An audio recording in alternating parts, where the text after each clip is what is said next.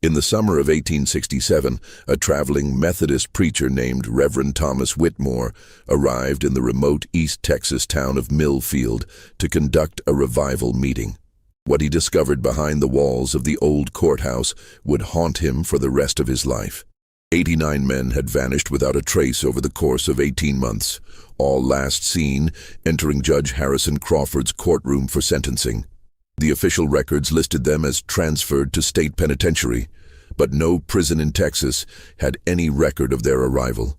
When Reverend Whitmore finally uncovered the truth about Crawford's basement chambers, he found evidence of systematic torture, starvation, and murder that would make even the most hardened soul question their faith in humanity. The Methodist Church buried his report for over a century, but recently discovered church archives reveal the horrifying details of what really happened in that courthouse basement, including Crawford's own handwritten journals describing his divine mission to purify souls through suffering. Before we continue with the story of Judge Crawford and the disappearance of those 89 souls, if you're someone who seeks the truth behind America's darkest secrets, then this channel is for you. Subscribe now and let me know in the comments what state you're listening from. I read every single comment and love connecting with fellow mystery seekers who aren't afraid to confront the shadows of our past. The events that unfolded in Millfield would challenge everything the townspeople believed about justice, faith, and the men they trusted to protect them. But to understand the full horror of what Crawford had created, we must first understand the community that allowed him to operate in plain sight for nearly 2 years.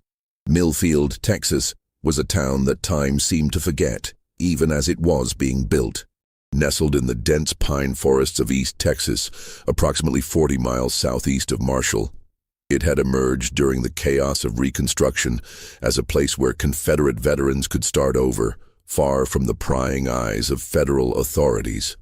The town's population never exceeded 400 souls, but its isolation made it a perfect refuge for those seeking to escape their past, or, as it would turn out, for predators seeking to escape scrutiny. The settlement had been founded in 1864 by Colonel James Millfield, a former Confederate cavalry officer who had purchased several thousand acres of timberland with money he claimed to have saved before the war. The truth, whispered among the townspeople but never spoken aloud, was that Millfield had likely looted the funds from a Union supply train during one of his final raids into Louisiana. But in the lawless atmosphere of post-war Texas, such questions of provenance were considered impolite at best and dangerous at worst. The town itself was laid out in a simple grid pattern, with Main Street running east to west and 3 cross streets dividing the settlement into neat blocks. The business district consisted of a general store, a blacksmith shop, a small hotel called the Pine Grove Inn, and Miller's Saloon, where the men gathered each evening to drink corn whiskey and share stories of the war. Most of the residents lived in modest wooden houses with front porches and vegetable gardens, the kind of simple dwellings that spoke to honest ambitions and limited means. The courthouse sat at the heart of Millfield like a fortress of red brick and limestone, its Gothic Revival architecture standing in stark contrast to the modest wooden buildings that surrounded it. Judge Harrison Crawford had commissioned its construction in 1865, sparing no expense despite the town's modest means. The building rose 3 stories above the dusty streets, its pointed arches and decorative stonework giving it the appearance of a medieval cathedral rather than a seat of frontier justice. The courthouse's most distinctive feature was its unusually deep basement, which Crawford claimed was necessary for storing legal documents and evidence in the humid East Texas climate. The basement windows, barely visible above ground level, were fitted with heavy iron bars that Crawford explained were necessary to protect valuable court records from theft. The townspeople never questioned this explanation. After all, Crawford was not only their judge, but also their most prominent citizen, a man who had donated the land for their Methodist church and funded the construction of their schoolhouse. Judge Harrison Crawford himself was an imposing figure who commanded respect through sheer physical presence as much as legal authority. Standing well over 6 feet tall with broad shoulders and a military bearing, he moved through Millfield with the confident stride of a man accustomed to command. His steel-gray hair was always perfectly groomed, his black judicial robes were immaculate despite the dusty frontier conditions, and his piercing blue eyes seemed to see straight through to a person's soul. When he spoke, his voice carried the educated accent of Virginia's gentleman class, a reminder that he came from a world far removed from the rough frontier settlement he now called home. Crawford had arrived in Millfield shortly after the courthouse construction began, carrying impeccable credentials from the University of Virginia Law School and letters of recommendation from prominent Richmond attorneys. His legal knowledge was undeniable. He could quote vast passages of Virginia legal code from memory, cite precedents that dated back to English common law, and construct arguments that would have impressed the most learned jurists in the state. The townspeople considered themselves extraordinarily fortunate to have such a distinguished legal mind in their midst, especially given their remote location and limited resources. But there was something unsettling about Judge Crawford that the townspeople couldn't quite articulate, a quality that made conversations with him feel like interrogations even when discussing the weather. He never married, despite several attempts by local families to introduce him to eligible young women from neighboring towns.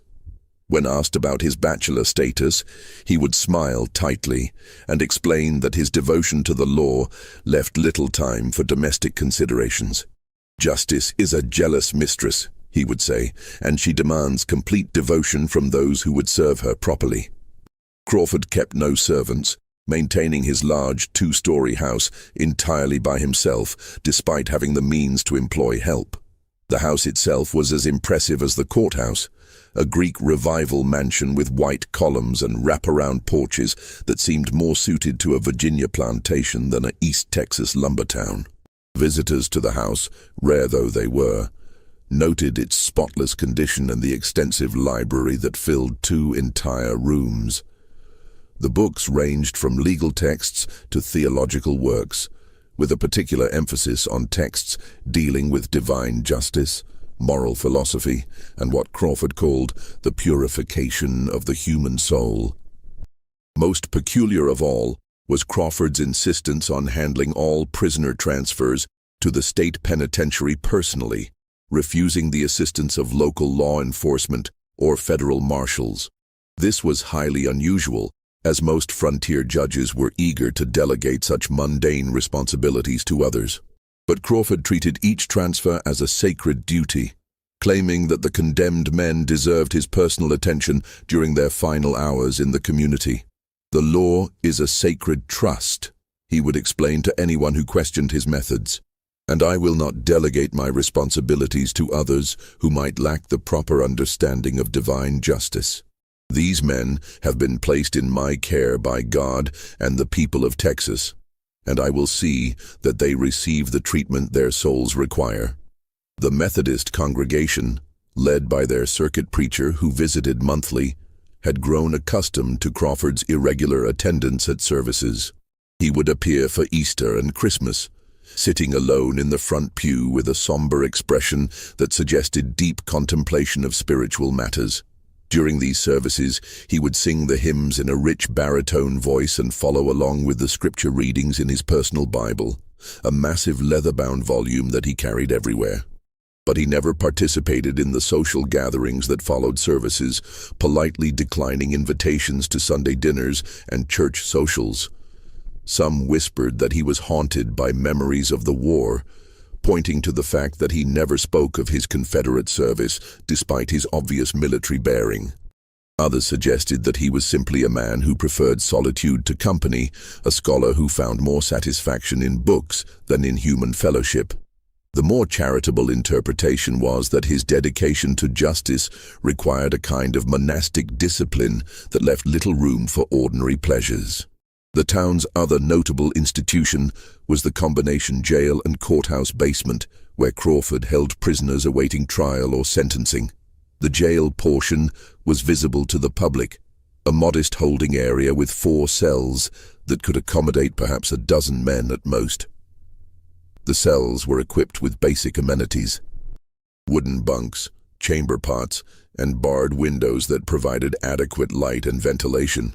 Prisoners held in these cells were fed regularly and allowed visitors, in accordance with standard practices throughout Texas.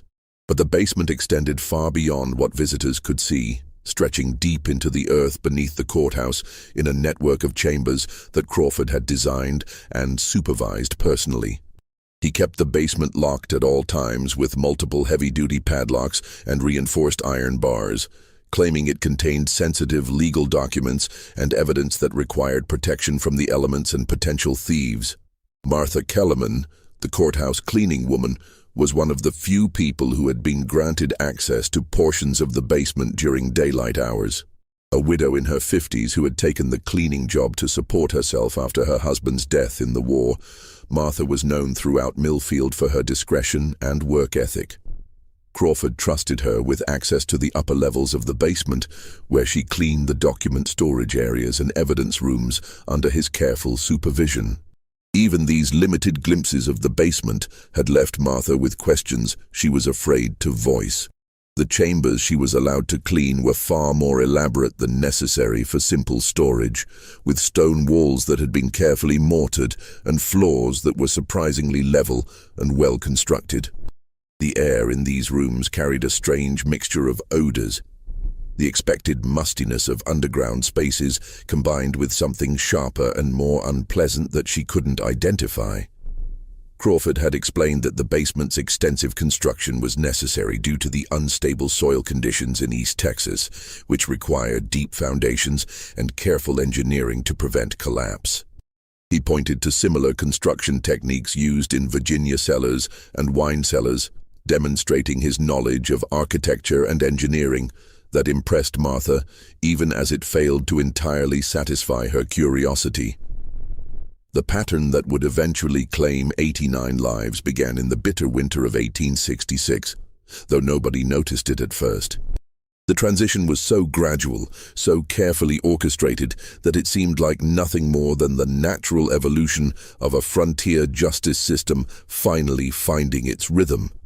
Men would be sentenced in Crawford's courtroom for various crimes: horse theft, assault, robbery, desertion from the Confederate Army, disturbing the peace, and then simply vanish into what everyone assumed was the efficient machinery of Texas justice. It was a harsh winter that year, with ice storms that knocked down telegraph lines and made travel between communities nearly impossible for weeks at a time. The isolation that usually characterized Millfield became even more pronounced, creating the perfect conditions for Crawford's activities to go unnoticed by the outside world. Federal authorities, already overwhelmed by the challenges of Reconstruction, had little time or resources to monitor the activities of a remote courthouse in the East Texas wilderness. The first victim, whose disappearance would later be documented, was a man named Thomas Burke, an Irish immigrant who had been accused of stealing chickens from a neighbor's farm. Burke had arrived in Millfield only months earlier, seeking work in the lumber mills and hoping to earn enough money to bring his wife and children over from County Cork. He had no family in Texas, no powerful friends to advocate for his interests, and no legal representation beyond Crawford's own perfunctory appointment of counsel. The trial itself was conducted with Crawford's characteristic attention to legal procedure. Witnesses were called, testimony was heard, and Burke was given the opportunity to speak in his own defense. But there was something theatrical about the proceedings, as if Crawford was performing the rituals of justice rather than actually pursuing it. The outcome seemed predetermined, and Burke was sentenced to 2 years in the state penitentiary for what should have been a minor offense. "Thomas Burke," Crawford intoned from the bench, his voice carrying the weight of divine judgment. "You have been found guilty of theft in violation of the laws of Texas and the commandments of Almighty God. You will be remanded to my custody for immediate transfer to the state penitentiary, where you will serve 2 years at hard labor. May this punishment serve to purify your soul and prepare you for a more righteous life upon your release." Burke was led away in shackles, and that was the last anyone in Millfield ever saw of him. Crawford explained that he had arranged for Burke's transfer during the night, as he preferred to conduct such business away from the public eye. "There's no need to make a spectacle of these proceedings," he told the few townspeople who inquired. "The man has a right to maintain some dignity even in his disgrace." But it was Martha Kellerman who first noticed that something was amiss with these transfers. As the courthouse cleaning woman, she arrived early each morning to sweep the floors, dust the furniture, and prepare the building for another day of legal proceedings. She'd expected to find evidence of Burke's departure, perhaps muddy footprints from the transfer wagon, or paperwork left on Crawford's desk. Instead, she found nothing at all to suggest that anyone had entered or left the building during the night. When she mentioned this observation to Crawford, he explained that he had become quite efficient at conducting transfers without disturbing the courthouse's normal operations. "I take pride in leaving no trace of these unpleasant necessities," he said with a smile that didn't quite reach his eyes. "The people of Millfield shouldn't have to be reminded of the criminal elements in our midst every time they enter this building." As the winter progressed and the list of sentenced prisoners grew longer, Martha began to notice other peculiarities that troubled her increasingly restless sleep.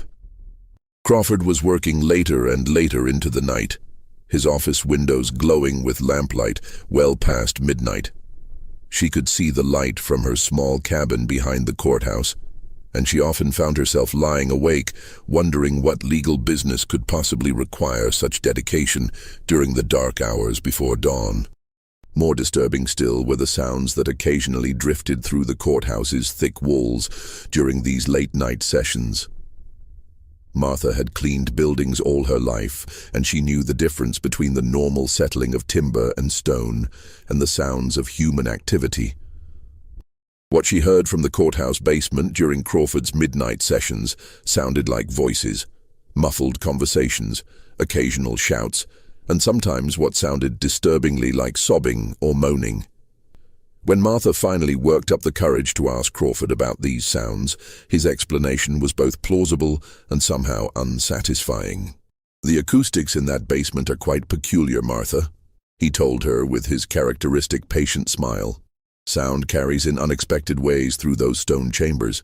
What you're hearing is probably the settling of the building or perhaps rats in the walls. Old buildings make all sorts of mysterious noises, particularly during the winter months when the temperature changes stress the materials." But Martha had grown up in a farmhouse that was over 50 years old, and she knew every sound that an aging building could make. What she heard from the courthouse basement wasn't the creaking of timber or the scurrying of rodents.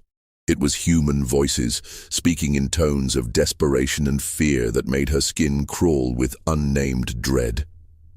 She began to pay closer attention to the comings and goings at the courthouse, noting details that had previously escaped her notice.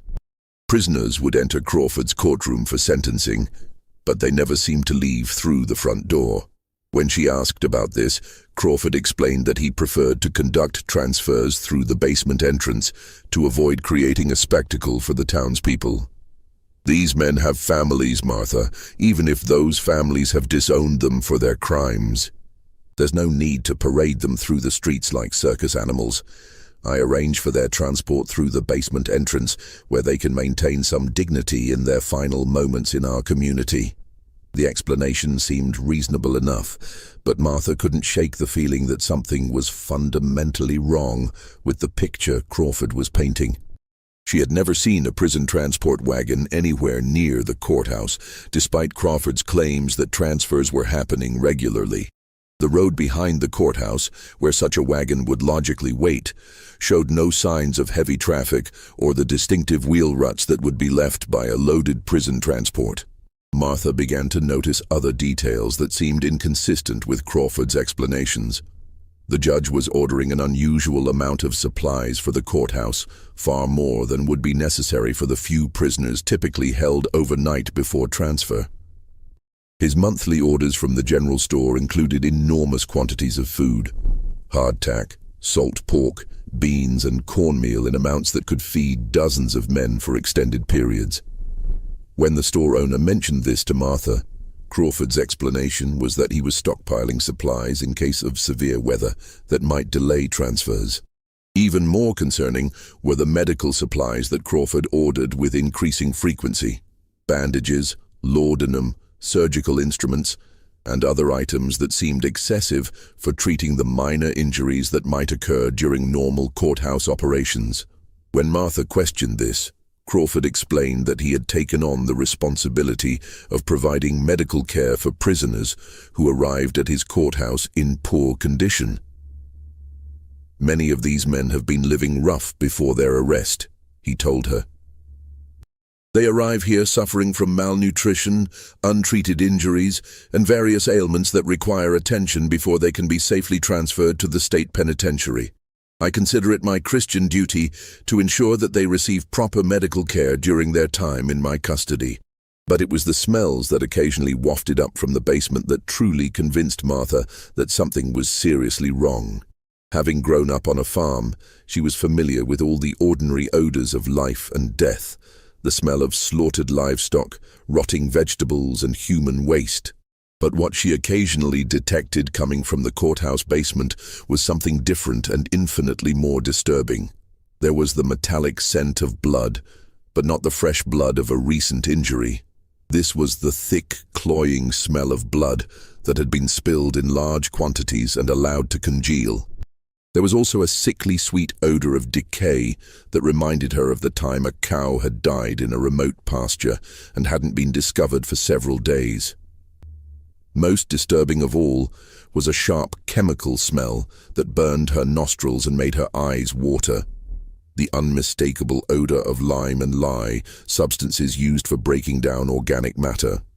When Martha finally confronted Crawford about these smells, his reaction was the first time she had ever seen him display anything resembling anger.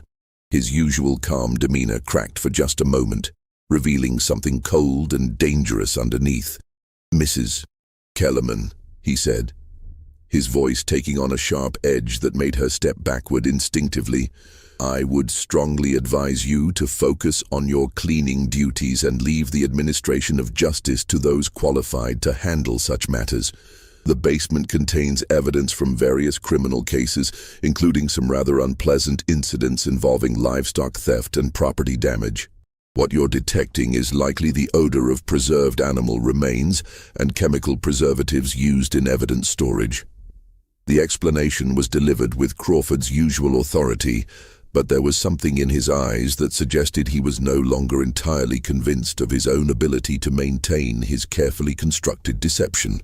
Martha nodded and retreated to her cleaning duties, but she had seen enough to know that whatever was happening in the courthouse basement had nothing to do with evidence storage or normal legal procedures. That night, Martha began keeping a careful record of everything she observed at the courthouse. She noted the names of prisoners brought before Crawford for sentencing, the dates of their trials, and the official explanations for their subsequent disappearances. She recorded the unusual orders Crawford placed with local merchants, the strange sounds and smells coming from the basement, and the judge's increasingly erratic behavior during their brief conversations. By the spring of 1867, Martha's careful documentation revealed a pattern that was impossible to ignore. 37 men had been sentenced in Crawford's courtroom and had subsequently vanished without a trace. None of them had been seen boarding prison transport wagons. None of their families had received word from them after their supposed transfers, and none of the state prison facilities had any record of their arrival. As the long winter of 1866 gave way to a wet and muddy spring, the missing prisoners began to haunt the collective memory of Millfield in ways that nobody could have anticipated.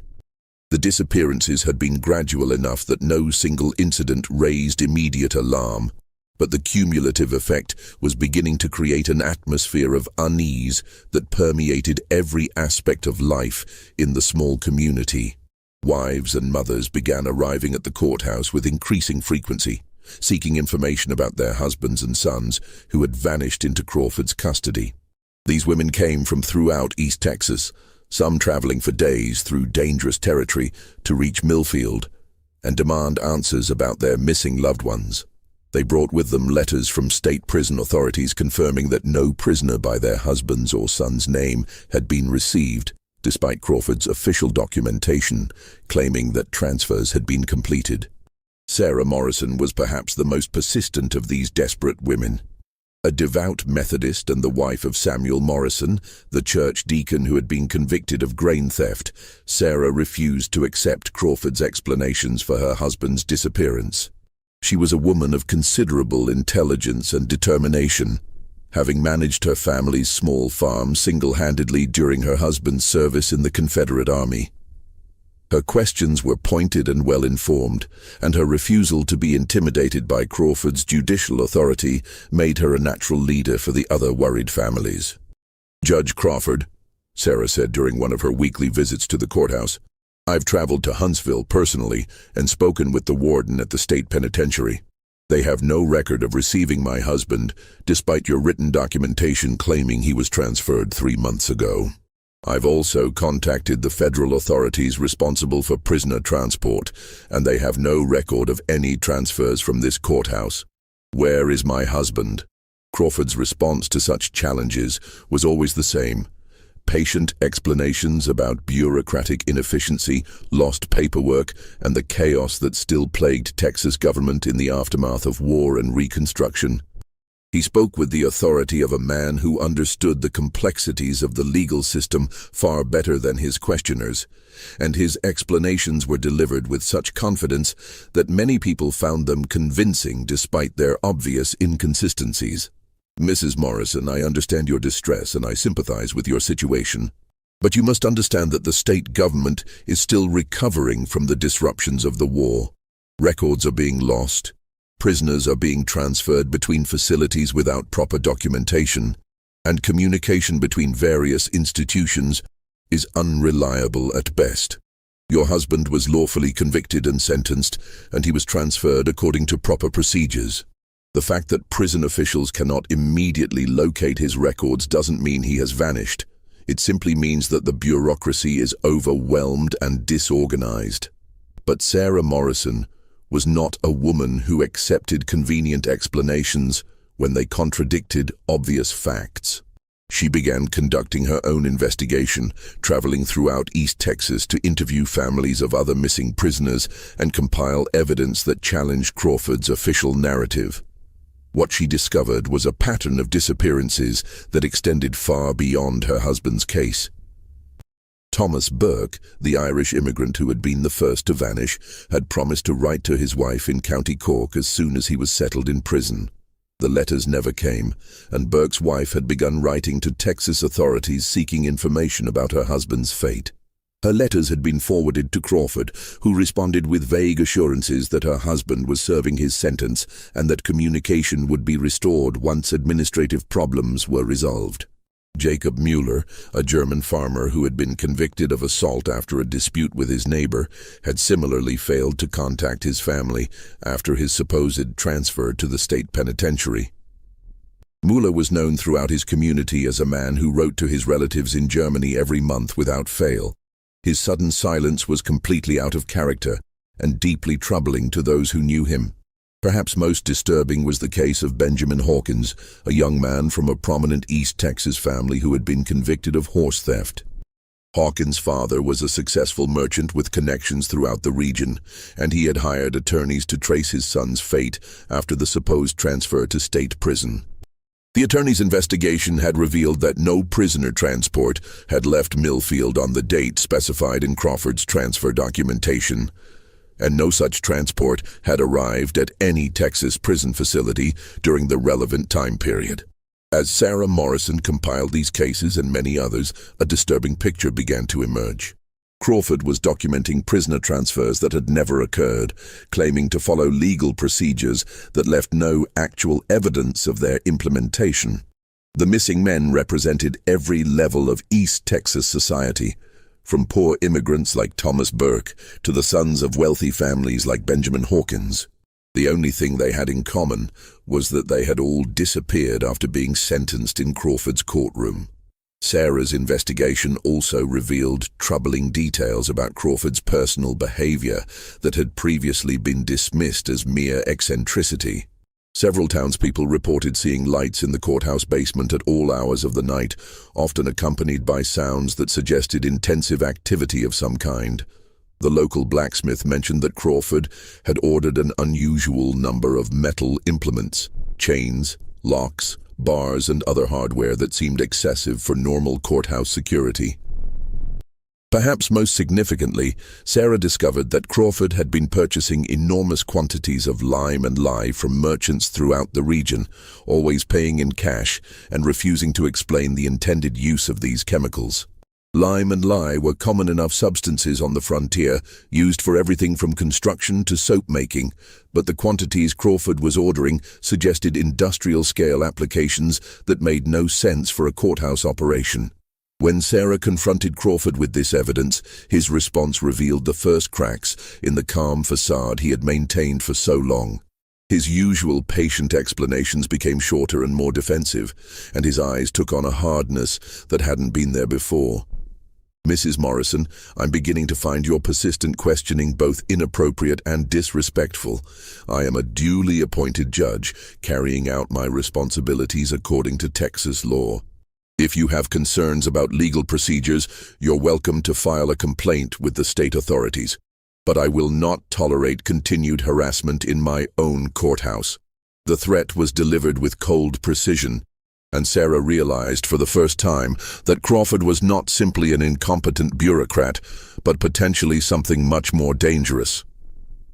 She began to share her findings with other families and concerned townspeople, building a network of people who were asking the same troubling questions about the fate of their missing loved ones. Martha Kellerman became a crucial ally in this informal investigation, sharing her observations about Crawford's strange behavior and the disturbing sounds and smells coming from the courthouse basement. Martha's testimony carried particular weight because of her position as courthouse employee and her reputation for honesty and discretion throughout the community. "Something terrible is happening in that basement," Martha told the growing group of concerned families. "I hear voices down there at night, voices of men who sound like they're in pain or terror. Judge Crawford claims it's just the building settling or rats in the walls, but I know the difference between building sounds and human voices. Those are men crying out for help, and nobody is listening." The group began meeting secretly in the Methodist Church, using their shared faith as both comfort and motivation for their investigation. They prayed for guidance in their search for the truth, and they found strength in their conviction that God would not allow such evil to go unpunished indefinitely. Sarah Morrison emerged as their unofficial leader, organizing their efforts and maintaining detailed records of their findings. But their investigation was hampered by Crawford's position of authority and the general reluctance of law enforcement to challenge a sitting judge. The local sheriff was a political appointee who owed his position to Crawford's influence, and federal authorities were reluctant to investigate based on what they considered unsubstantiated rumors and family complaints. The missing men had all been convicted criminals after all, and their disappearance could be explained by administrative incompetence rather than criminal activity. As summer approached, the tension in Millfield became increasingly palpable. Crawford's behavior grew more erratic and defensive, while the families of missing prisoners became more vocal in their demands for answers. The stage was being set for a confrontation that would reveal the true scope of the horror that had been hidden beneath the courthouse floors. The breakthrough that would eventually expose Crawford's crimes came from the most unexpected source imaginable. A young man who was widely regarded as simple-minded, but possessed survival instincts that would prove sharper than those of far more educated men. Billy Tate was barely 19 years old, illiterate, and had been dismissed by most of Millfield's residents as a harmless vagrant who lived by his wits and occasional odd jobs. But his intimate knowledge of the East Texas wilderness and his natural cunning would make him the key to unraveling Crawford's carefully constructed deception. Billy had been arrested in late May 1867 for stealing a horse from a farmer outside of town. The evidence against him was overwhelming. He had been caught riding the stolen animal and had no plausible explanation for how he had come to possess it. But Billy's case differed from the previous prosecutions in one crucial respect. Unlike the previous victims, he had grown up in the forests around Millfield and possessed an almost supernatural ability to navigate in darkness and survive in hostile conditions. The trial itself followed Crawford's now familiar pattern. Billy was appointed a defense attorney who made only perfunctory efforts on his behalf. Witnesses testified to the defendant's obvious guilt, and Crawford delivered a sentence that seemed disproportionately harsh for the crime committed. Billy was sentenced to 3 years in the state penitentiary, despite the fact that horse theft was typically punished with much shorter terms.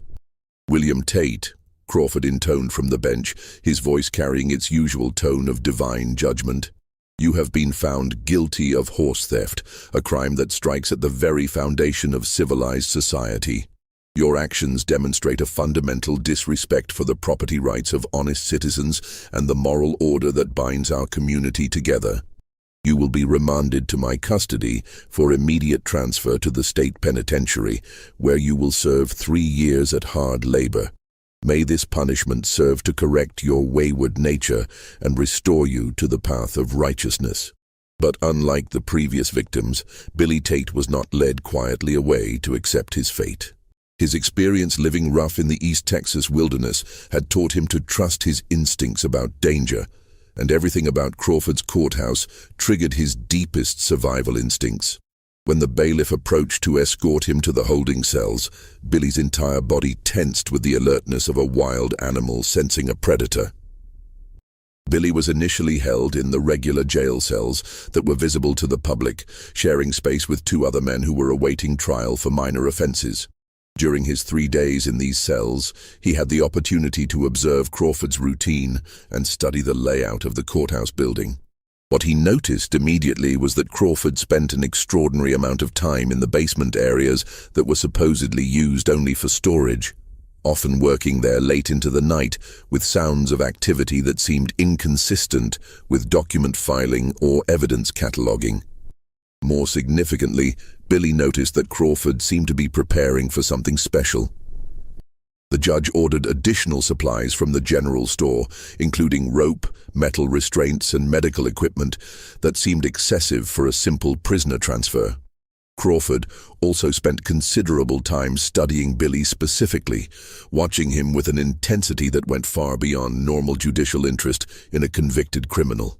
On the evening before his scheduled transfer, Billy was moved from the public jail cells to a holding area in the basement that Crawford claimed was more secure. This was the first time Billy had been taken below ground level, and what he found there immediately confirmed his worst fears about Crawford's true intentions. The basement was far more extensive than anyone above ground had realized. Crawford had constructed a complex network of chambers and corridors that extended deep into the earth beneath the courthouse, creating what amounted to a secret prison that could hold dozens of men without any possibility of detection from the outside world. The walls were lined with carefully fitted stone blocks. The floors were paved with brick, and the ceilings were supported by heavy wooden beams that spoke to careful engineering and substantial investment. But it was the evidence of long-term occupation that truly terrified Billy. The holding cell where he was placed showed clear signs of having housed multiple prisoners for extended periods. The straw covering the floor had been changed recently, but underneath, Billy could see stains that suggested previous occupants had suffered injuries or worse. The walls bore scratches and markings that looked like attempts to keep track of time or leave messages for future prisoners. Most disturbing of all were the sounds that echoed through the basement during the night hours. Billy could hear voices coming from deeper chambers, the voices of men who were clearly in distress, sometimes crying out in pain or pleading for mercy. These were not the sounds of men awaiting comfortable transport to state prison. They were the sounds of men who had been subjected to systematic abuse and who had given up hope of rescue. Billy's survival instincts, honed by years of living on the margins of civilized society, told him that he was in mortal danger and that escape was his only chance of survival. Unlike the previous victims, however, Billy possessed skills that made escape a realistic possibility. He had grown up breaking into abandoned buildings and finding ways through locked doors, and his small size and natural agility gave him advantages that larger men would not have possessed. Over the course of his first night in the basement, Billy carefully examined his cell and the surrounding area, looking for weaknesses in Crawford's security arrangements. What he discovered, was that Crawford's attention to the psychological aspects of imprisonment had exceeded his attention to purely physical security measures. The basement chambers were designed to be escape-proof primarily through intimidation and despair, rather than through impregnable construction. Billy noticed that one of the stones in his cell wall was slightly loose, apparently having been weakened by water seepage over time. Working carefully through the night, he managed to widen the gap enough to remove the stone entirely, creating an opening that led to the building's foundation area.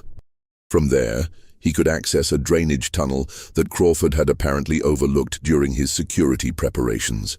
But Billy's escape was complicated by what he observed during his second day in Crawford's custody. He was taken from his cell to what Crawford called examination, a process that revealed the true scope of the judge's depravity and the fate that had befallen the previous prisoners. Billy Tate's examination took place in a chamber deep beneath the courthouse that Crawford had constructed with the meticulous attention to detail of a man pursuing his life's work. The room was larger than any of the holding cells, with a vaulted ceiling that disappeared into shadows beyond the reach of lamplight.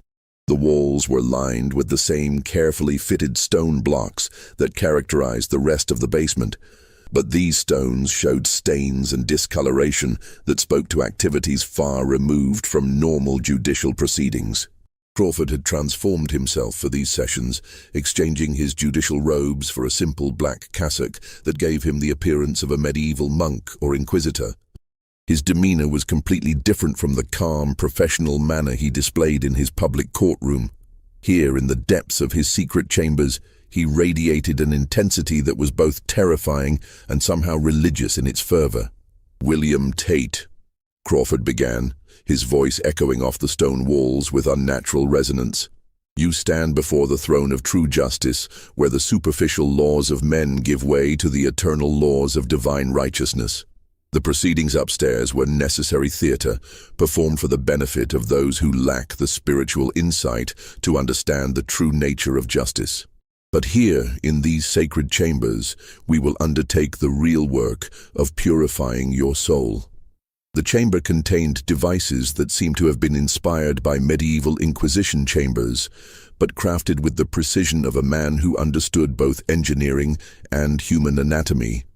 There was a wooden chair equipped with leather straps and metal fixtures that could be adjusted to cause varying degrees of pain and restraint. Nearby stood a table covered with surgical instruments, some of which Billy recognized, and others that seemed designed for purposes that had nothing to do with medicine. Most terrifying of all was Crawford's obvious expertise with these devices. He moved among them with the familiarity of long practice, adjusting straps and testing mechanisms with the casual efficiency of a craftsman preparing his tools for another day's work. It was clear that Billy was not the first person to be brought to this chamber, and the judge's practiced movement suggested that many others had preceded him. "The process of spiritual purification requires complete honesty," Crawford continued, his voice taking on the cadence of a sermon delivered to a congregation of one. "You must confess not only the crimes for which you were convicted, but every sin you have ever committed, every impure thought you have entertained, every moment when you have strayed from the path of righteousness. Only through complete confession and appropriate penance can your soul be prepared for the judgment that awaits us all." Billy had encountered religious fanatics before during his wanderings through East Texas, but Crawford's intensity went far beyond ordinary evangelical fervor. The judge seemed to genuinely believe that he had been divinely appointed to carry out a mission of spiritual purification that transcended ordinary legal procedures. His eyes held the glassy certainty of a man who had convinced himself that his actions, however horrific, were justified by a higher purpose. Crawford began his interrogation with seemingly innocent questions about Billy's childhood, his family background, and his education. But gradually, the questioning became more invasive and disturbing, probing into areas of personal experience that had nothing to do with the horse theft conviction. Crawford seemed particularly interested in Billy's sexual experiences, his religious beliefs, and any incidents in his past that might be construed as morally questionable. "You see, William," Crawford explained during a brief pause in the questioning. The crime for which you were convicted is merely a symptom of a deeper spiritual corruption that has taken root in your soul. Horse theft is an act of pride and rebellion against the natural order that God has established. But to truly cleanse your soul, we must identify and address all the sins that led you to this moment of criminality. When Billy refused to confess to sins he had never committed, Crawford began to employ the devices he had so carefully prepared. The process began with relatively minor discomfort: tight restraints that limited circulation, uncomfortable positions that caused muscle cramps and joint pain. But Crawford was a patient man, and he seemed to take genuine pleasure in the gradual escalation of suffering that he could inflict on his victims. Pain is a gift from God, Crawford explained as he adjusted the restraints that held Billy in an increasingly uncomfortable position. It serves to focus the mind on spiritual matters and to burn away the pride and stubbornness that prevent us from acknowledging our sins. Every moment of suffering brings you closer to the spiritual honesty that your soul requires. But Billy's experience living rough in the wilderness had given him a tolerance for discomfort that Crawford had not encountered in his previous victims. More importantly, Billy's natural cunning allowed him to understand that Crawford's process was designed to break down psychological resistance rather than to simply inflict pain for its own sake. By providing Crawford with the confessions he sought, Billy could buy time to plan his escape while avoiding the more severe tortures that the judge was clearly prepared to employ. Over the course of several hours, Billy spun an elaborate tale of fictional sins and crimes, drawing on stories he had heard from other criminals and vagrants during his travels. He confessed to thefts he had never committed, fights he had never fought, and moral transgressions he had never contemplated. Crawford listened to these confessions with obvious satisfaction, taking detailed notes and occasionally asking for clarification or additional details. "Excellent, William," Crawford said as Billy concluded his fabricated confession. "You are making remarkable progress toward spiritual honesty. But confession alone is not sufficient for true purification. It must be followed by appropriate penance that will demonstrate your sincere repentance and prepare your soul for divine forgiveness." It was during this discussion of penance that Billy began to understand the full scope of Crawford's depravity and the fate that had befallen the 87 men who had preceded him into these basement chambers. Crawford's idea of appropriate penance involved systematic torture that could continue for weeks or months, depending on the severity of the sins that had been confessed and the judge's assessment of the victim's spiritual progress. Crawford had developed an elaborate theological framework for these torture sessions, claiming that physical suffering was necessary to drive out sin and prepare the soul for divine judgment. He quoted extensively from biblical passages about purification through fire and the value of suffering in achieving spiritual growth. But his interpretations of these passages were so twisted and self-serving that they bore no resemblance to any legitimate Christian theology. "The process requires patience, William," Crawford explained as he showed Billy some of the more sophisticated torture devices he had constructed. Some souls are more corrupted than others, and the degree of purification required varies accordingly. I have had subjects who achieved spiritual clarity within days, while others required months of intensive treatment before their souls were properly prepared. The casual way Crawford discussed these treatments made it clear that he had been conducting them regularly for at least the 18 months since the disappearances had begun. Billy realized that he was looking at a man who had tortured and murdered dozens of people while convincing himself that he was carrying out God's work. The combination of genuine religious belief and complete moral corruption was more terrifying than simple criminal brutality would have been. But Billy also noticed something that Crawford seemed to have overlooked in his meticulous planning. The judge's obvious pride in his work was making him careless about security. Crawford was so eager to explain his theological theories and demonstrate his equipment that he was revealing details about the basement's layout and his daily routine that a more cautious criminal would have kept secret. During his second night in the basement, Billy was able to observe Crawford's activities in the other chambers where the remaining prisoners were being held. What he saw confirmed his worst fears about the fate of the missing men, while also revealing weaknesses in Crawford's operation that might make escape possible for someone with Billy's particular skills. The basement contained more than a dozen separate chambers, each one designed for specific purposes in Crawford's twisted version of justice. There were holding cells similar to the one where Billy was confined, torture chambers equipped with various devices for inflicting pain, and what appeared to be medical facilities where Crawford attended to prisoners who had been injured during their spiritual treatments. Most disturbing of all was what Crawford called his meditation chamber, a room where he kept the bodies of prisoners who had died during their purification process. The bodies were preserved with lime and other chemicals, arranged in positions that suggested Crawford spent considerable time studying the effects of his various torture methods. The sight of these preserved corpses, combined with Crawford's matter-of-fact discussion of their spiritual progress at the time of death, convinced Billy that escape was not just desirable, but absolutely essential for his survival. Billy's observations also revealed that Crawford was not the methodical, careful operator he appeared to be during daylight hours.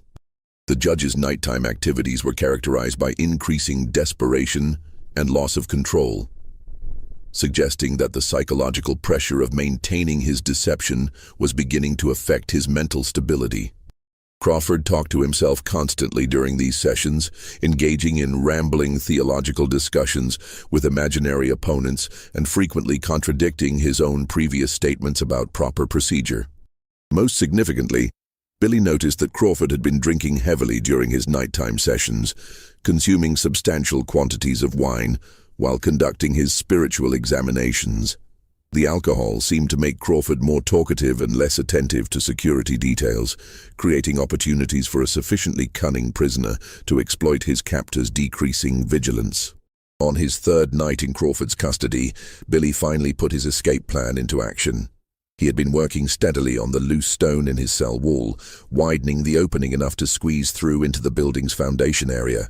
From there, he could access the drainage tunnel that led to the building's exterior, though the passage would require him to crawl through several hundred feet of narrow, water-filled conduit in complete darkness. Billy waited until Crawford had begun one of his late-night drinking sessions before attempting his escape. The judge's attention was focused on a prisoner in one of the other chambers, and the sounds of Crawford's spiritual examination would mask any noise Billy might make during his escape attempt. Working quickly but carefully, Billy removed the loose stone and squeezed through the opening into the foundation area. The drainage tunnel was even more challenging than Billy had anticipated.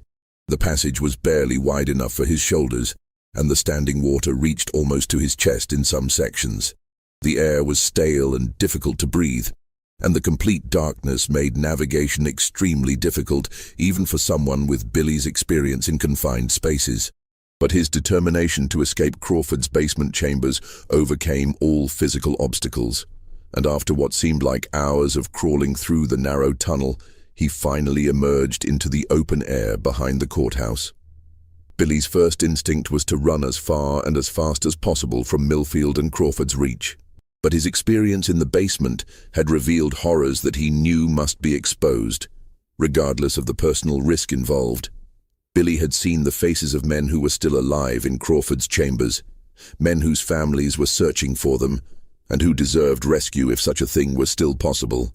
Instead of fleeing into the wilderness, Billy made his way to Martha Kellerman's cabin behind the courthouse. Martha was the one person in Millfield who had consistently questioned Crawford's explanations and who might be willing to believe Billy's account of what was happening in the basement chambers. Billy's arrival at Martha's door in the early hours of the morning, covered in mud and shaking with exhaustion and terror, marked the beginning of the end for Crawford's carefully constructed deception. Martha Kellerman's small cabin behind the courthouse had never been the scene of such momentous events as those that unfolded in the pre-dawn hours of June 15, 1867. When Billy Tate appeared at her door, covered in mud from the drainage tunnel and shaking with a combination of exhaustion and terror, Martha's first instinct was to provide him with food and shelter.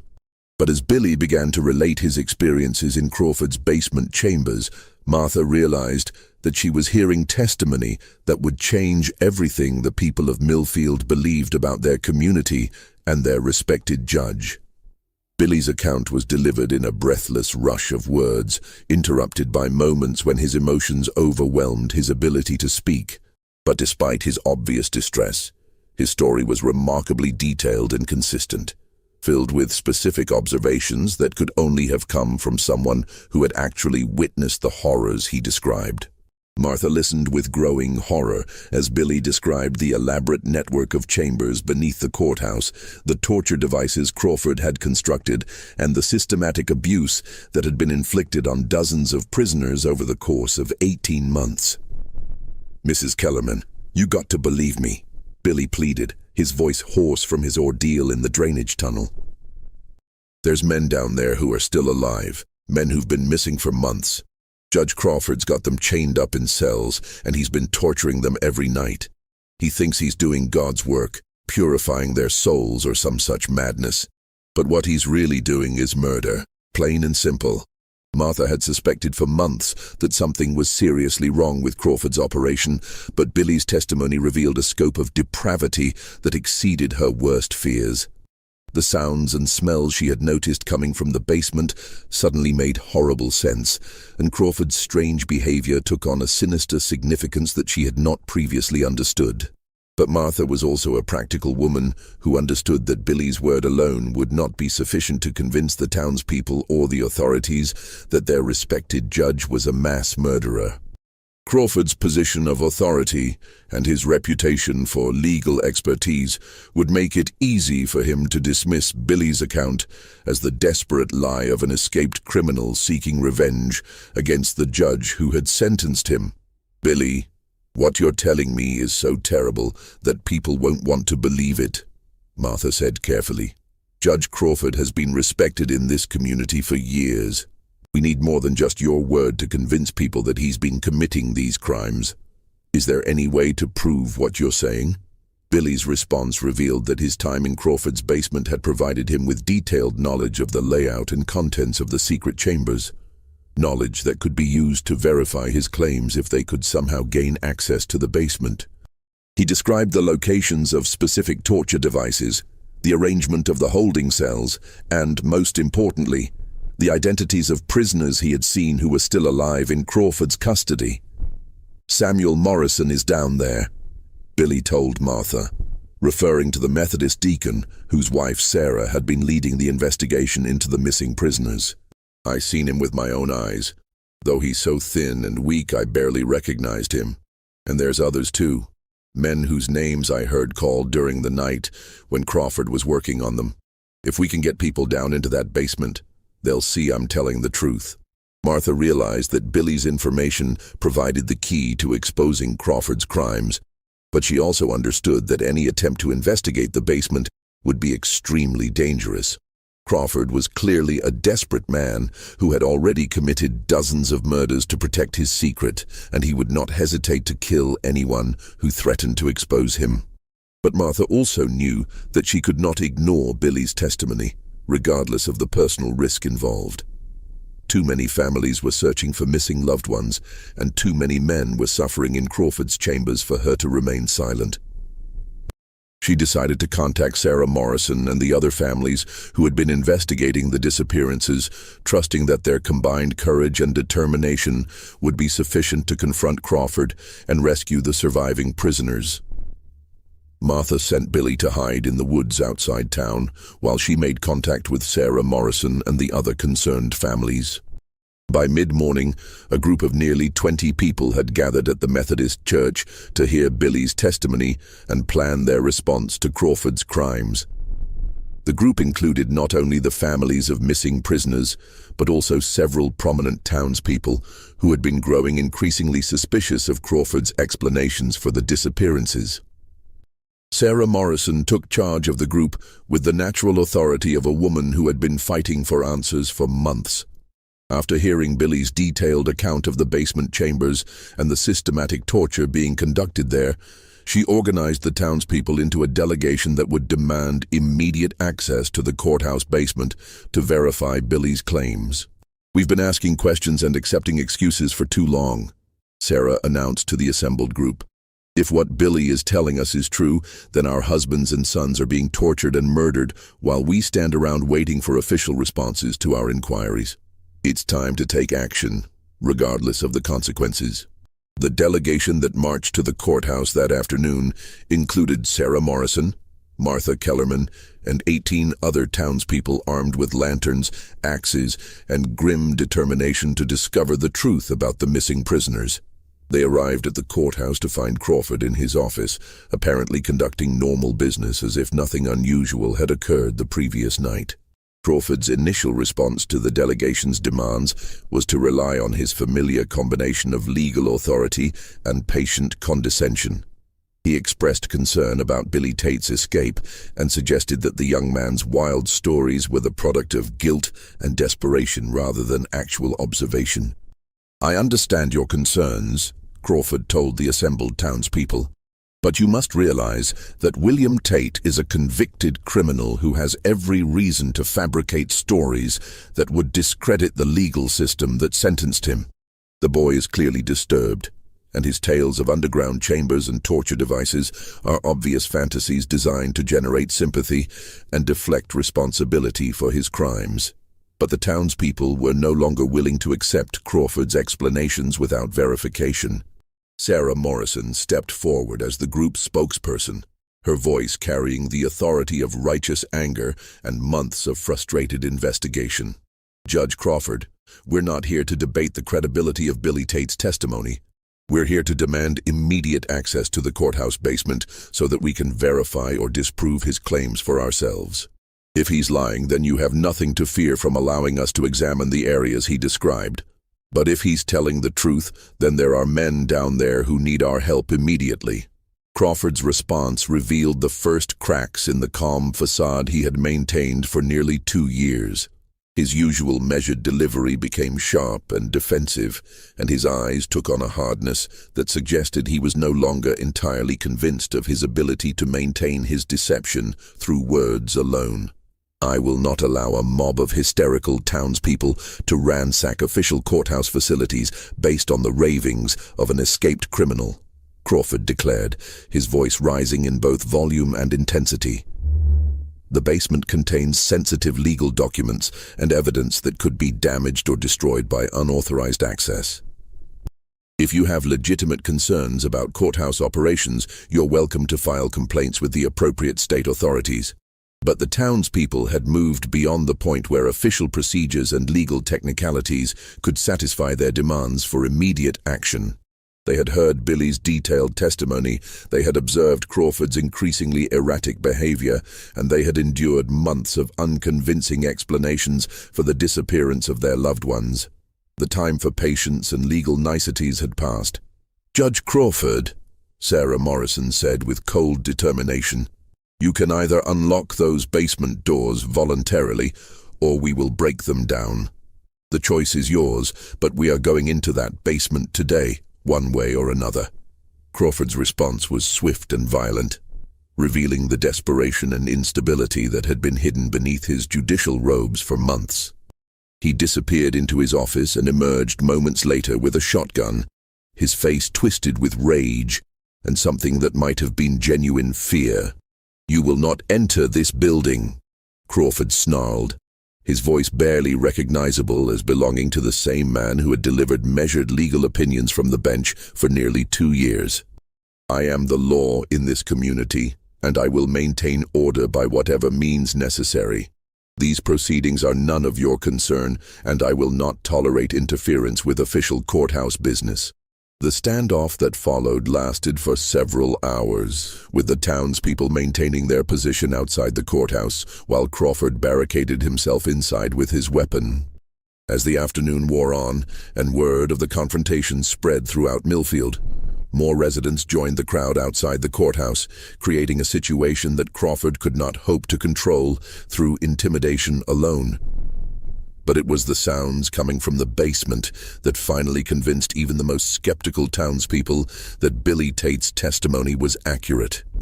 As evening approached and Crawford's desperation increased, the careful soundproofing that had concealed his activities for months began to fail.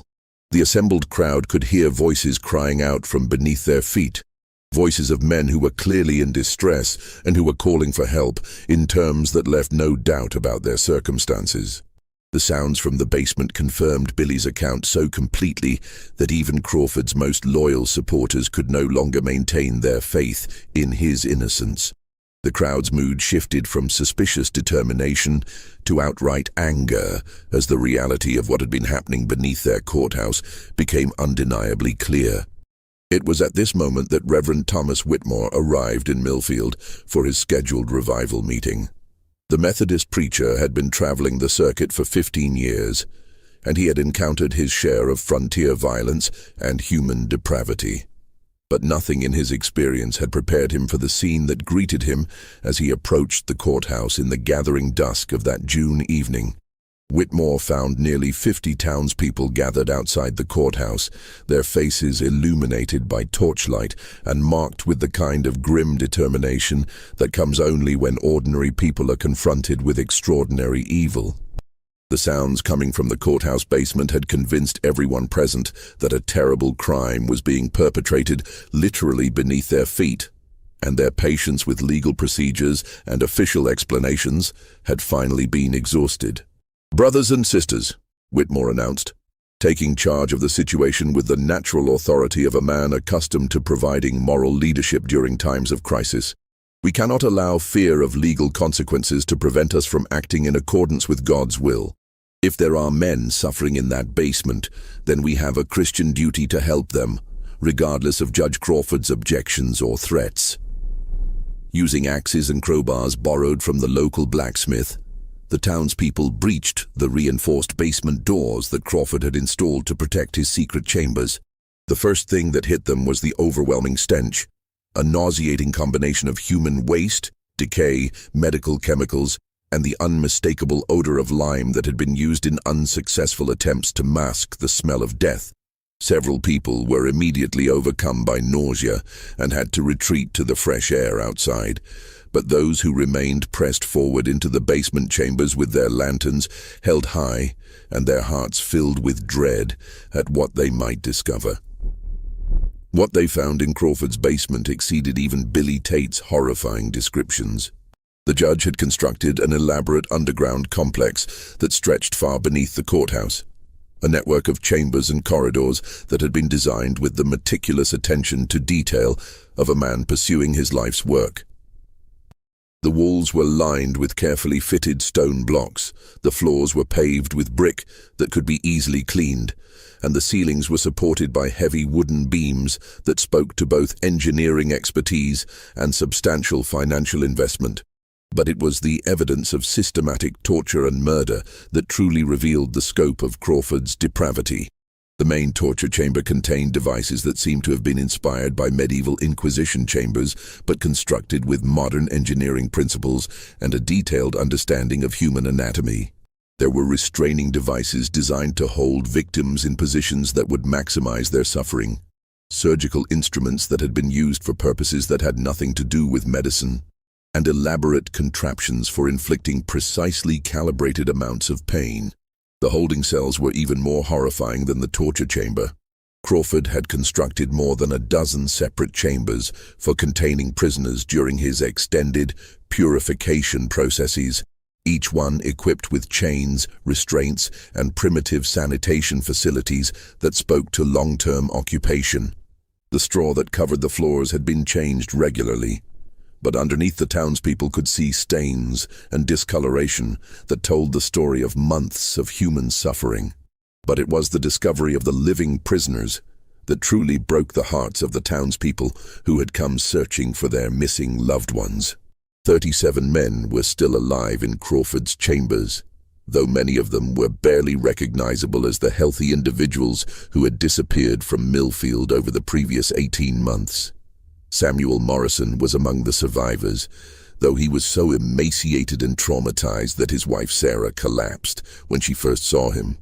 The Methodist deacon who had once been a pillar of his community was now a hollow-eyed shadow of his former self, his body bearing the marks of months of systematic torture, and his mind damaged by psychological abuse that had been designed to break his will and reshape his personality according to Crawford's twisted theological theories. "Sarah," Morrison whispered when he recognized his wife among the rescuers, his voice barely audible and filled with the wonder of a man who had given up hope of ever seeing another familiar face. "Is it really you? I thought I would die down here without ever seeing you again." Similar scenes of reunion and horror played out throughout the basement as family members discovered loved ones they had been searching for since the previous winter. But many of the survivors were in such poor physical and mental condition that their rescue came almost too late to save them. Crawford's purification process had left permanent scars on both their bodies and their minds, damage that would require years of care and healing to overcome. The dead prisoners were found in the deepest chambers of Crawford's complex, their bodies disposed of in lime pits that the judge had constructed with the same meticulous attention to detail that characterized all his work. The lime had preserved many of the remains well enough for identification, allowing the townspeople to finally learn the fate of men who had been missing for over a year. The total count of Crawford's victims eventually reached 89 men, making his courthouse basement one of the most horrific crime scenes in the history of Texas. Crawford himself was found in his private chambers, seated at his desk with an empty bottle of laudanum beside him and his service revolver in his hand. He had apparently taken his own life rather than face the consequences of his exposure. But even in death, he had left behind a testament to his twisted philosophy in the form of detailed journals that documented his methods and his justifications for what he had done. The journals, written in Crawford's precise handwriting and filled with biblical quotations and theological arguments, revealed a man who had convinced himself that he was carrying out God's will by subjecting prisoners to suffering that would purify their souls before divine judgment. He had developed an elaborate framework of religious justification for his torture sessions, claiming that physical pain was necessary to drive out sin and prepare the soul for salvation. The weak-minded fools who call themselves judges content themselves with sending men to prison, where they will serve their time and emerge unchanged in their fundamental corruption.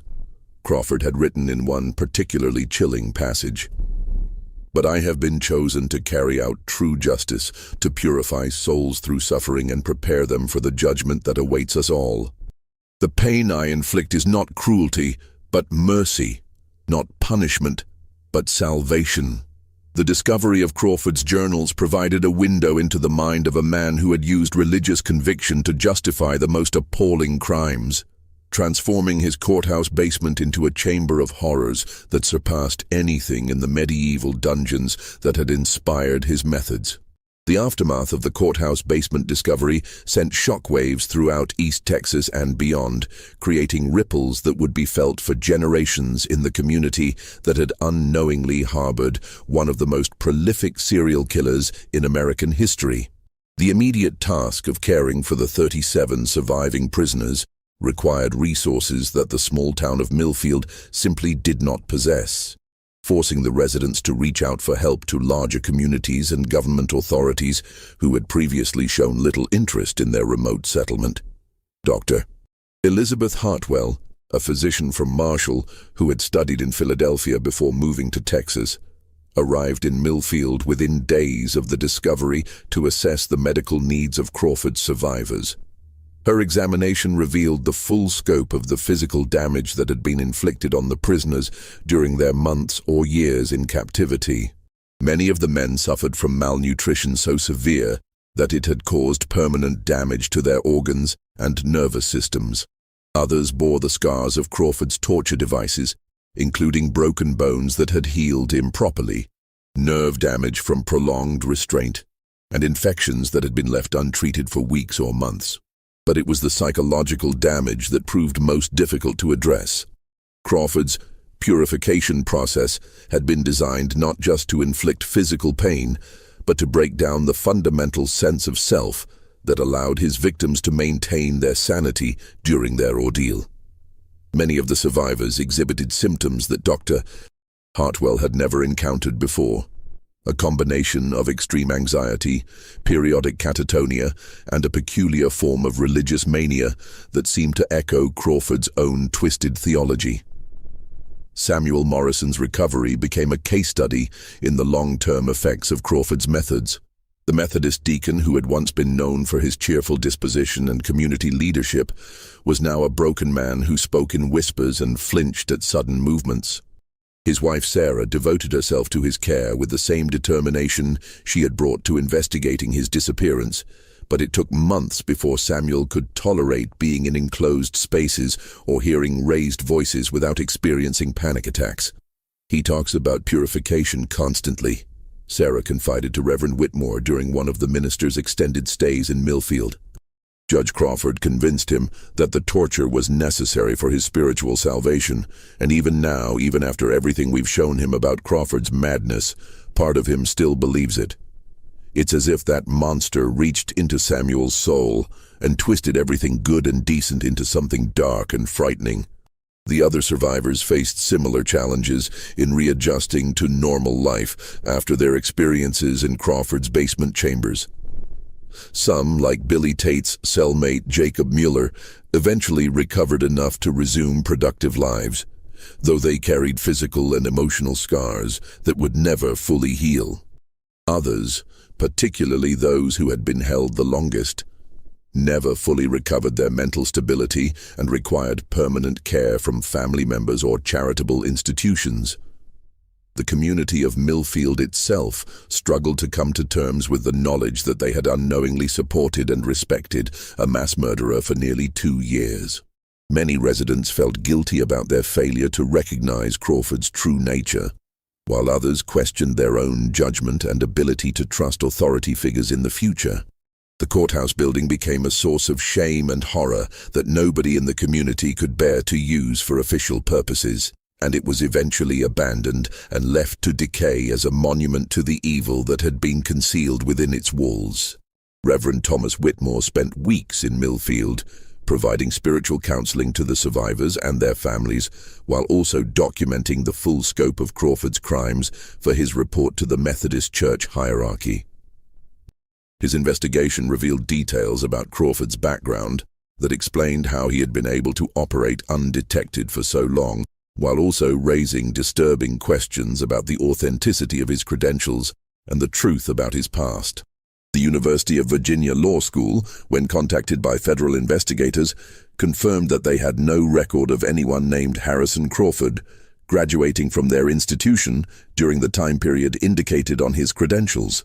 The letters of recommendation from Richmond attorneys that had secured his appointment as judge were similarly fraudulent, written on letterhead that had been skillfully forged, but which referenced law firms that had never existed. Even more disturbing was the discovery that Harrison Crawford was apparently not the man's real name. Federal investigators eventually determined that the man who had terrorized Millfield was actually Thomas Hartman, a former Confederate intelligence officer who had been reported missing after the fall of Richmond in 1865. Hartman had been involved in prisoner interrogations during the war, where he had apparently developed both his torture techniques and his twisted religious justifications for inflicting suffering on captives. The transformation from Thomas Hartman to Harrison Crawford appeared to have been carefully planned and executed, suggesting that the man who came to Millfield had always intended to use his new identity as cover for continuing the activities he had begun during the war. His choice of a remote Texas community, his careful cultivation of respect and authority, and his meticulous construction of the basement chambers all pointed to a predator who had spent considerable time planning his crimes. Martha Kellerman, whose observations and courage had been crucial to exposing Crawford's activities, became something of a local hero, despite her own modest assessment of her role in the events. She continued working as a cleaning woman for the new courthouse that was eventually built on the other side of town. But she also became an advocate for prisoners' rights and a vocal supporter of reforms designed to prevent similar crimes in the future. "Evil hides in plain sight," Martha would tell visitors who came to Millfield to learn about the Crawford case, "and it's up to ordinary people to recognize it and act. We all saw signs that something was wrong, but we were too polite, too trusting, too willing to believe that a man in authority couldn't be capable of such terrible things. I learned that if something feels wrong, it probably is wrong, and you can't wait for someone else to take action." Billy Tate's escape and testimony had not only exposed Crawford's crimes, but had also saved the lives of the 37 men who were still alive in the basement chambers. The young man who had been dismissed by many as simple-minded became a local hero whose courage and survival skills had prevented an even greater tragedy. He eventually settled in a neighboring county, where he married and raised a family while working as a carpenter and occasional guide for travelers through the East Texas wilderness. But Billy never forgot his experience in Crawford's basement, and he spent the rest of his life advocating for prison reforms and better treatment of prisoners throughout Texas. He testified before state legislative committees about the need for regular inspections of detention facilities and improved communication between courts and prisons. His testimony was instrumental in passing laws that required multiple signatures for prisoner transfers and mandatory reporting of prisoner deaths or disappearances. The case also led to significant reforms in the Texas judicial system, including requirements for more thorough background checks of judicial appointees and regular inspections of courthouse facilities by state authorities. The Crawford case became a cautionary tale that was studied in law schools throughout the country as an example of how the concentration of power in the hands of a single individual, particularly in isolated communities, could enable the most appalling crimes. Sarah Morrison channeled her grief and anger into a lifetime of advocacy for the families of missing prisoners and victims of violent crime.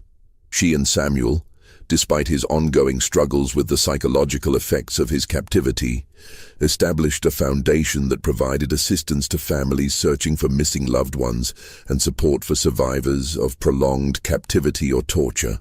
Their work eventually expanded beyond Texas to help families throughout the South who were dealing with similar tragedies. The Methodist Church's response to Reverend Whitmore's report revealed the institutional challenges of confronting evil that had been cloaked in religious authority. Church leaders were deeply disturbed by Crawford's use of Christian theology to justify his crimes, and they struggled to understand how someone could twist religious concepts of purification and divine justice into justifications for torture and murder. Crawford's crimes represent a fundamental perversion of everything we believe about God's love and mercy, wrote Bishop James Anderson in his official response to Whitmore's report. His use of Christian language and concepts to justify his actions is perhaps the most disturbing aspect of this entire tragedy. It reminds us that the most dangerous false prophets are those who speak in familiar religious terms while serving goals that are fundamentally opposed to everything Christ taught us about love, forgiveness, and human dignity. The Church's decision to seal Whitmore's report for over a century reflected their concern that public knowledge of Crawford's religious justifications might undermine faith in Christianity itself or provide inspiration for other religiously motivated criminals. But when the report was finally released in 1967, it became an important document for scholars studying the intersection of religious extremism and criminal behavior. The physical evidence of Crawford's crimes was carefully documented by federal investigators before the basement chambers were sealed with concrete and lime. The torture devices and other equipment were destroyed, but detailed drawings and descriptions were preserved for use in training law enforcement officers to recognize similar crimes in the future. The courthouse building itself was eventually demolished in the 1920s, and the site was converted into a memorial park dedicated to the victims of Crawford's crimes. The psychological impact of the Crawford case extended far beyond the immediate victims and their families. The residents of Millfield struggled for years with questions about their own complicity in the crimes through their failure to recognize Crawford's true nature. Many people blamed themselves for trusting authority too readily or for ignoring warning signs that seemed obvious in retrospect. Dr. Hartwell's ongoing study of the survivors provided some of the first detailed documentation of what would later be recognized as post-traumatic stress disorder. Though the terminology and treatment methods available in 1867 were far less sophisticated than modern approaches to trauma recovery. Her notes described symptoms that would be familiar to any modern psychologist: intrusive memories, hypervigilance, emotional numbing, and a persistent sense of danger that made normal social interaction extremely difficult. The economic impact of the scandal was also significant for the small community of Millfield. The negative publicity associated with the Crawford case made it difficult to attract new residents or businesses to the town, and many existing residents chose to relocate to communities that weren't associated with such horrific crimes. The population of Millfield never recovered from the exodus that followed the courthouse basement discovery, and the town eventually became a virtual ghost town by the early 20th century. But perhaps the most important legacy of the Crawford case was its demonstration of the power of ordinary citizens to confront evil when official authority fails to protect them. The courage shown by people like Martha Kellerman, Sarah Morrison, and Billy Tate proved that regular people could make a difference when they were willing to trust their instincts and take action despite personal risks. The story of Judge Crawford's courthouse basement serves as a permanent reminder that the most dangerous monsters are often those who cloak themselves in the trappings of respectability and authority. Crawford's crimes were enabled not by supernatural forces, but by the ordinary human tendency to trust those in positions of power and to avoid asking uncomfortable questions about inconsistencies in official explanations. The 89 men who suffered in Crawford's basement were not victims of evil spirits or demonic possession, but of a systematic predator who had learned to hide behind the mask of legal and religious authority. Their tragedy reminds us that justice without accountability becomes tyranny, and that the price of freedom is the eternal vigilance that requires ordinary citizens to question authority and demand transparency from those who hold power over others. The Methodist Church finally released Reverend Whitmore's complete report in 1967, exactly 100 years after the events it described. The document provided historians with a detailed account of one of the most shocking crimes in American history, but it also raised troubling questions about how many other similar cases might have been covered up or forgotten over the years. Whitmore's report concluded with an observation that remains chillingly relevant more than a century after Crawford's crimes were exposed.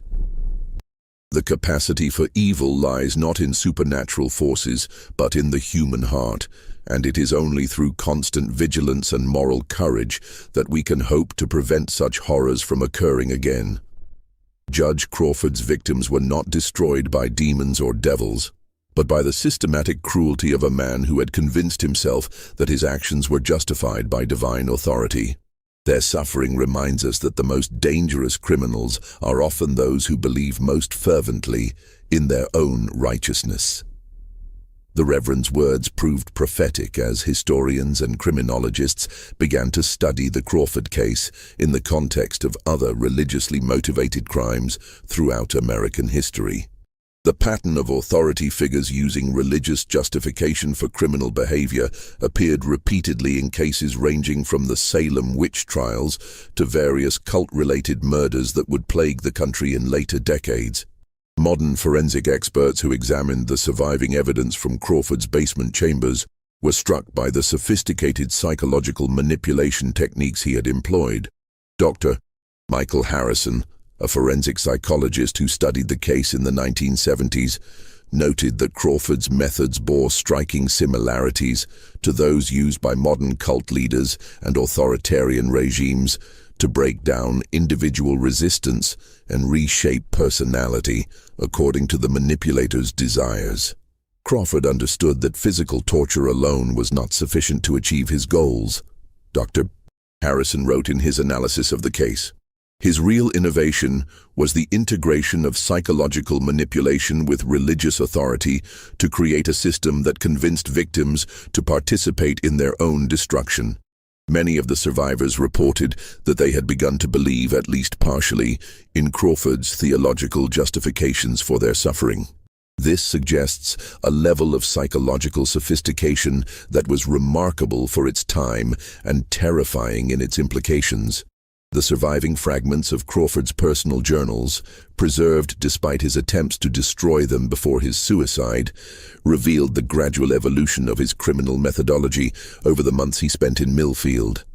Early entries showed a man struggling to reconcile his desires for control and dominance with his genuine religious beliefs. But as time progressed, his writings demonstrated an increasingly elaborate theological framework that allowed him to justify any action as divine will. "God has chosen me as his instrument of purification," Crawford wrote in an entry dated December 1866. "The weak and corrupted souls that come before my earthly court require treatment that goes far beyond the superficial penalties imposed by human law. Their sins run deep, like poison in their veins, and only through intense suffering can this poison be drawn out and their souls prepared for divine judgment." Later entries revealed Crawford's growing confidence in his mission and his increasing detachment from normal human empathy.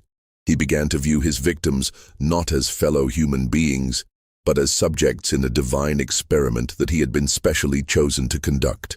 The progression from reluctant participant in God's plan to enthusiastic architect of suffering provided disturbing insights into how ordinary religious belief could be corrupted into justification for the most appalling crimes. The impact of Crawford's crimes extended far beyond the immediate victims and their families, influencing legal and social reforms throughout Texas and beyond.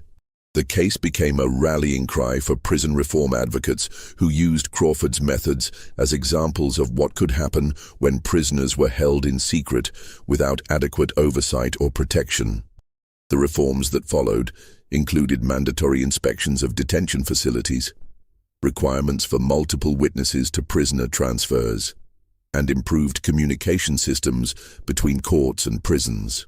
Perhaps most significantly, the Crawford case contributed to growing awareness of the need for psychological evaluation of judicial appointees and other authority figures who would have power over vulnerable populations. The recognition that Crawford's crimes had been enabled by his position of trust and authority led to reforms designed to prevent similar predators from gaining access to potential victims through official channels. The town of Millfield itself never recovered from the trauma of the courthouse basement discovery. By 1900, fewer than 50 people remained in the community that had once been home to 400 residents. The abandoned buildings slowly succumbed to the East Texas climate, becoming overgrown with vines and eventually collapsing entirely. Today, only a few foundation stones and the memorial park mark the location where one of America's most horrific crimes was committed. But the memory of Crawford's victims has been preserved through the efforts of their descendants and the historical societies that have documented their stories. Each of the 89 men who suffered in Crawford's basement chambers had families, dreams, and contributions to make to their communities. Their deaths represented not just individual tragedies, but collective losses that impoverished the entire region for generations. The annual memorial service held at the site of the former courthouse has become a gathering place for the descendants of Crawford's victims and for others who want to remember the importance of vigilance against the abuse of authority. Sarah Morrison, who lived to be 96 years old, attended every memorial service until her death in 1943, using the occasions to remind new generations about the need to question authority and protect the vulnerable. "Evil doesn't announce itself with horns and pitchforks," Sarah would tell the young people who gathered for these memorial services. "It comes dressed in respectability, speaking the language of authority and righteousness." Judge Crawford convinced an entire community that he was a godly man carrying out divine justice, while he was actually torturing and murdering innocent people in his basement. We must never forget that the greatest monsters are often those who claim to speak for God, or country, or law. The psychological studies conducted on Crawford's surviving victims provided important insights into the long-term effects of prolonged captivity and torture that would prove valuable to researchers studying similar crimes in later decades. The detailed documentation of their symptoms and recovery processes contributed to the development of more effective treatments for trauma survivors and better understanding of how the human mind copes with extreme stress and abuse. Dr. Hartwell's notes on Samuel Morrison's case became particularly important to researchers studying what would later be termed Stockholm Syndrome, the tendency of captives to develop positive feelings toward their captors as a survival mechanism.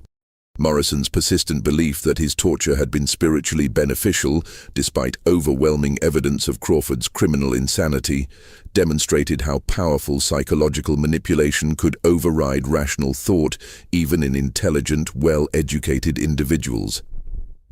The legal precedents established by the Crawford case influenced court decisions throughout the United States for decades after the crimes were discovered. The case was cited in arguments for prisoners' rights, judicial oversight reform, and the protection of vulnerable populations from abuse by authority figures. Legal scholars studying the case noted that Crawford's crimes had been enabled by a system that concentrated too much power in the hands of a single individual without adequate checks and balances. The religious community's response to Crawford's crimes sparked important theological discussions about the nature of evil and the responsibility of religious institutions to prevent the corruption of their teachings. The Methodist Church's decision to establish new training programs for ministers and improved systems for identifying and addressing religious extremism was directly influenced by their horror at how Crawford had twisted Christian concepts to justify his actions. The case also influenced the development of criminal psychology as a field of study, providing one of the first detailed examinations of a serial killer who used religious authority to facilitate his crimes. Criminologists studying the Crawford case identified patterns of behavior that would later be recognized in other religiously motivated criminals, contributing to the development of psychological profiles that could help law enforcement identify similar predators before they could claim additional victims. Billy Tate's remarkable escape and his crucial testimony became the subject of numerous studies by experts in survival psychology and resistance to psychological manipulation. His ability to maintain his sense of reality and personal identity, despite Crawford's systematic attempts to break down his psychological defenses, provided important insights into the factors that allow some individuals to resist even the most sophisticated forms of psychological torture.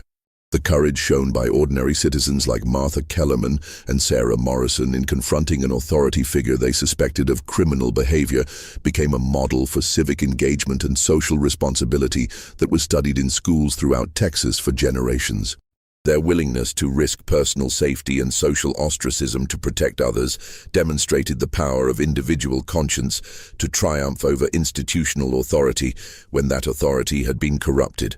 The Crawford case remains one of the most thoroughly documented examples of systematic torture and murder in American criminal history, providing a stark reminder of the dangers inherent in concentrating power without accountability. The detailed records preserved by Reverend Whitmore, Dr. Hartwell, and other contemporary observers have allowed subsequent generations to study the case in remarkable detail, ensuring that the lessons learned from this tragedy continue to inform efforts to prevent similar crimes. The physical site of Crawford's crimes has been transformed from a place of horror into a place of remembrance and education. The memorial park established on the courthouse grounds includes plaques commemorating each of Crawford's 89 victims, ensuring that their names and stories will not be forgotten. The park also features educational displays that explain the historical context of the crimes and the reforms they inspired, helping visitors understand how such tragedies can be prevented in the future. The annual gathering of survivors' descendants has evolved into a broader conference on prisoners' rights, judicial reform, and the prevention of institutional abuse. Speakers at these conferences include legal experts, psychologists, human rights advocates, and survivors of similar crimes from around the world. The Crawford case has become a touchstone for discussions about the balance between authority and accountability in democratic societies. Perhaps the most enduring legacy of the Crawford case is its demonstration that ordinary people have both the power and the responsibility to confront evil when they encounter it. The townspeople of Millfield could have chosen to accept Crawford's explanations and avoid the risks associated with challenging his authority. Instead, they chose to trust their instincts, investigate his claims, and ultimately take action to protect the innocent. This terrifying chapter in Texas history reminds us that justice without transparency becomes tyranny, and that the most dangerous criminals are often those who believe they are acting in the name of righteousness. The 89 men who suffered in Crawford's basement were not victims of supernatural forces, but of a system that failed to protect them from a predator who had learned to hide behind the mask of legal and religious authority. Their story serves as a permanent warning about the price of complacency and the importance of questioning those who claim to speak with divine or governmental authority. In a democracy, the ultimate responsibility for preventing such crimes lies not with government officials or religious leaders, but with ordinary citizens who must remain vigilant against the abuse of power and willing to act when they encounter evidence of wrongdoing. The Methodist Church's decision to finally release Reverend Whitmore's complete report in 1967 came at a time when America was struggling with questions about authority, institutional responsibility, and individual conscience. The Crawford case provided historical context for contemporary debates about civil rights, the Vietnam War, and the responsibility of citizens to resist unjust authority. What do you think about this dark chapter in Texas history? Do you believe there might be other cases like Crawford's that have been covered up or forgotten over the years? The systematic nature of his crimes and the sophistication of his psychological manipulation techniques suggest that he may not have been unique. There could be other predators throughout history who used similar methods to victimize those under their authority. Share your thoughts in the comments below and let me know if you've heard similar stories from your own community or family history. Sometimes the most important lessons come from the darkest chapters of our past, and it's crucial that we continue to study these cases to prevent similar tragedies in the future. If you found this investigation as disturbing and eye-opening as I did, don't forget to subscribe and hit that notification bell so you never miss our deep dives into America's most shocking historical mysteries. Until next time, remember that the truth is often more terrifying than any fiction we could imagine, and that the responsibility for confronting evil lies with each of us, regardless of how powerless we might feel in the face of institutional authority.